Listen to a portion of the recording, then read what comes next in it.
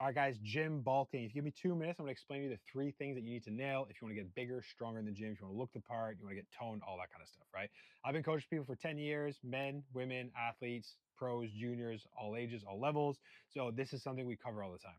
The three things you need to nail: intensity, volume, nutrition. So from a nutrition perspective, you just need to eat more calories than your body's burning. I would say anywhere between kind of 200 to 300 calories is a good spot to be. Some people eat more than that, but then just be mindful, you're probably going to put more weight than you want on, right? Probably a bit more fat mass than you want.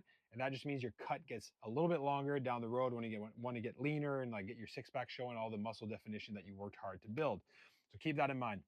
As long as your protein's up, it's like general, fairly good numbers. Doesn't have to be anything crazy. Your protein isn't going to be as important as it's going to be when you're trying to get leaner, right? When you're getting leaner, you got to really ramp up your protein.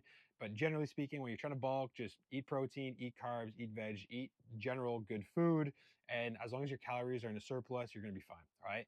Then the second thing you need to make sure is you're training hard enough, which is your intensity. So your intensity, just think, can you do more than 2 or 3 reps at the end of every set? If the answer is yes, it's not hard enough. You need to add more weight, more resistance. Doesn't matter if it's dumbbells, barbells, machines, body weight. I don't care. Just always think 2 to 3 reps for $1 million. Could you do more than 2 to 3 reps? If the answer is yes, then you got to add more weight. You can train a failure if you want, but just be mindful that when you train a failure every set, your recovery gets impacted a little bit more than if you kept 2 to 3 reps in the tank, right? Studies have been shown that you get the same results, but if anything, your recovery is better when you have a couple reps left.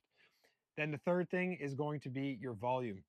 So the 8 to 12 set rule is banging for this. Just think 8 to 12 sets per week on all my lifts. So if you're squatting, just make sure you get 8 to 12 sets total. So you might do 3 sets Monday, Wednesday, Thursday, Friday, doesn't matter, but that's going to be roughly 9 sets. So you're in that 8 to 12 range. Okay. Squats, deadlifts, bench press, doesn't matter what the variation is, just 8 to 12 sets total. So a lot of this is going to be impacted by how many times you can actually get in the gym. If you can get in the gym twice a week, then you have to have 4 sets on every lift for those 2 workouts, right? Because that's 4 plus 4 is 8. So at least you're in their 8 to 12 set rule.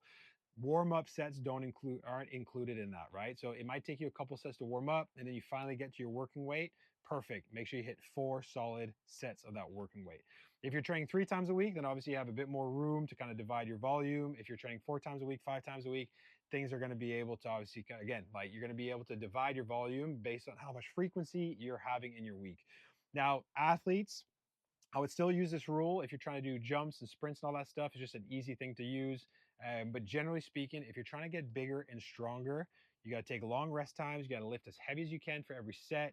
You want to make sure that you're always training with good intensity. And then outside, your sleep, your nutrition, all the basics are what's going to help you get bigger.